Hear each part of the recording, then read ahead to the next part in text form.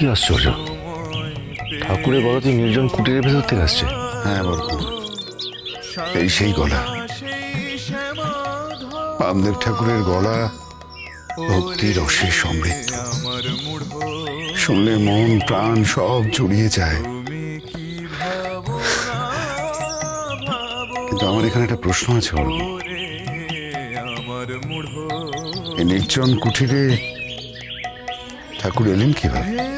দেখো কে তোমার যারে ভাবো আপনার, ভেবে দেখো কে তোমার, কে বলি সুখের ভাগী, জ্ঞাতি বন্ধু পরিজন। ওরে আমার মূঢ় সময় পেয়েছ ভালো, সাধনা সেই সমাধান। ওরে আমার মূঢ় তুমি কি ভাবনা ভাবো। বরকুমার, আমি গিয়ে দেখছি। দেখো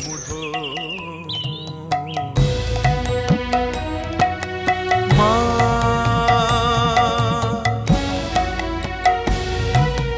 মা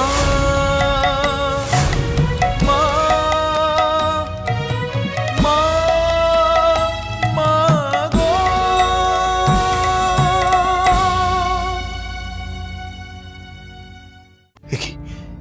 তালা দেওয়া কেন?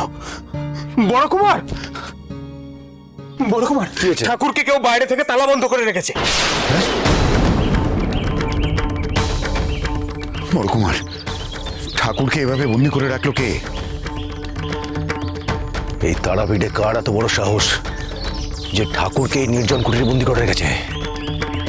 ঠাকুরের সাথে ষড়যন্ত্র করে কেউ পার পায় না, মা তারা তাকে ক্ষমা করে না।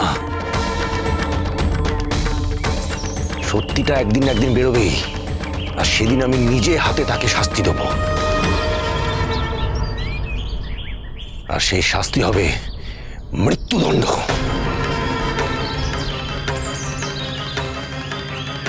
বড়ঠাকুর, আপনারা এখানে বামাকে খুঁজে পেলেন? আপনাদের দেরি হচ্ছে দেখে আমরাও বামাকে খুঁজতে বেরোলাম। রানীমা, রানীমা, ঠাকুরকে কেউ এই নির্জন কুটিরে তালা বন্ধ করে রেখেছে।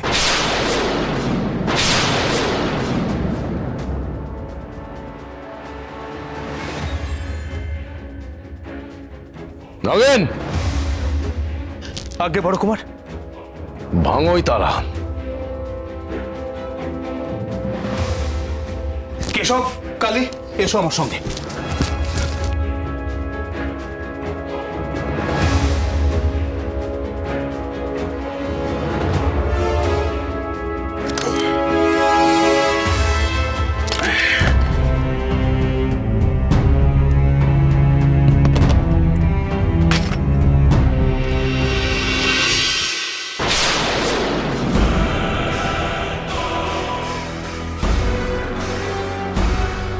বড় কুমার, রানীমা,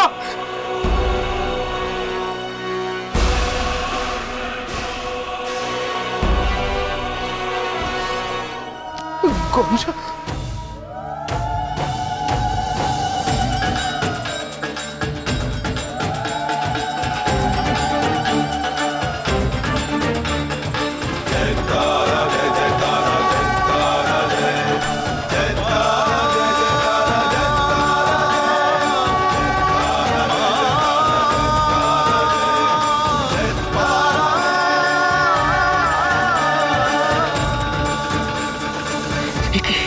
মাতারা মূর্তি এখানে কি করে এলো?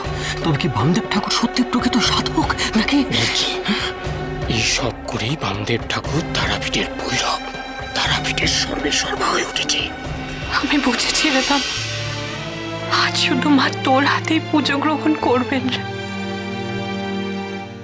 তুই এখানে বন্দী ছিলে, তাই মাও এখানে চলে এসেছে। ঠিক বলেছো ছোট বৌমা, একদম ঠিক বলেছো। এই হচ্ছে মা তারা আর ঠাকুরের অদ্ভুত লীলা। কি সৌভাগ্য আমার, বামদেব ঠাকুর আর মা তারার লীলা স্বচক্ষে দেখতে পেলাম আমি। ঠাকুর, ঠাকুর তুমি ধন্য ঠাকুর, তোমাকে বন্দি করেও আটকানো গেল না ঠাকুর, তুমি ধন্য। চল ভাই, মন্দিরে চল। মায়ের অসমাপ্ত পুজো তুই গিয়ে সম্পন্ন কর। না না, কখনো না। ওই তারাপীঠ মন্দিরে আমি কখনো যাব না। ওই মন্দিরে এমন কেউ রয়েছে যে চাইনি যে আমি আমার বড় মার পুজো সম্পন্ন করি।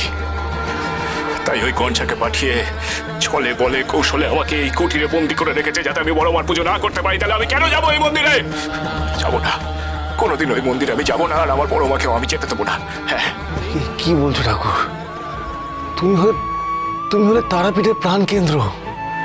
আজ তোমার জন্য মন্দিরে প্রতিনিয়ত এত লোক সমাগম হয়, আর মায়ের মন্দিরে মায়ের বিগ্রহ না থাকলে কি করে হয় ঠাকুর? চলো ঠাকুর, মন্দিরে চলো। তারাপীঠ যে আপনাকে আর মা তারাকে ছেড়ে তার জৌলু সারাবে, আপনাদের জন্যই তো তারাপীঠ আজ মহাপীঠে পরিণত হয়েছে ঠাকুর। না না না না, আমি মানবো না, তবু আমি মানবো না।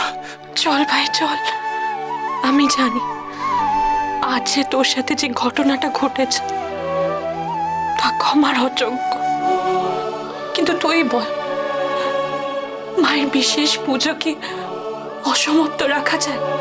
এতে তো সমগ্র তারাপীঠের অমঙ্গল হবে। তুই কি তা চাস? বাবা, মন্দিরে যে এত লোক সমাগম হয়েছে, তারা কি মায়ের পুজো দেখা থেকে বঞ্চিত হবে? তাছাড়া আপনি তো মানব কল্যাণের ব্রত নিয়েছেন। ঠাকুর, আমি হাত জোর করে অনুরোধ করছি তোমাকে ঠাকুর, মন্দিরে ফিরে চলো ঠাকুর। এত মানুষের ভক্তি, শ্রদ্ধা, ভালোবাসা এসবকে দূরে সরিয়ে দিও না ঠাকুর, ফিরে চলো মন্দিরে। বেশ, আমি যাব।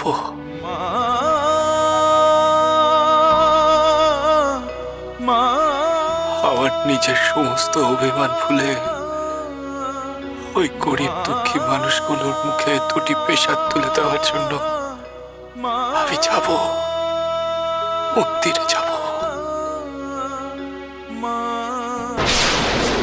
বেশ তো, তাহলে সবাই মিলে চলো, মায়ের বিগ্রহের মন্দিরে চলো।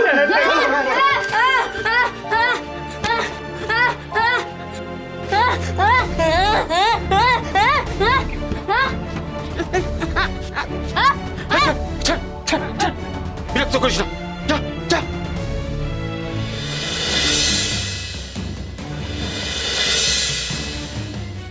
এই, তোমরা মায়ের বিগ্রহ নিয়ে মন্দিরে চলো, চলো চলো চলো চলো। আসুন রানীমা, আসুন বড় কুমার, আসুন আসুন আসুন আসুন।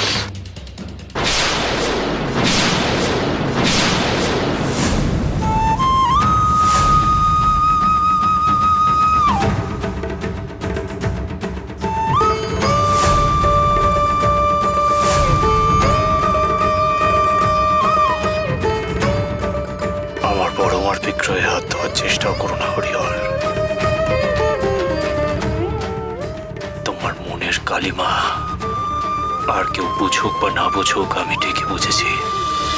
ওই নিষ্পাপ শিশুটিকে তুমি নিজের ছলনার আশ্রয় করেছিলে হরিহর। এর শাস্তি তোমাকে পেতেই হবে। এ কি বলছো বামদেব ঠাকুর? আমি কি করেছি? তুমি শুধু শুধু আমার উপরে চড়া হচ্ছ কেন? কেন কি করছি তা তুমি খুব ভালো করে জানো হরিহর। মিথ্যের আশ্রয়ে বেশি দিন পার পাওয়া যায় না। তবে আজকের এই শুভ দিনে আমি কারো ক্ষতি করতে চাই না, তাই তোমাকে ছেড়ে দিচ্ছি হরিহর। তবে তোমার এই হাত দিয়ে তুমি আমার বড় মাকে ছুঁতেও চেও না। এখন যাও এখান থেকে, যাও।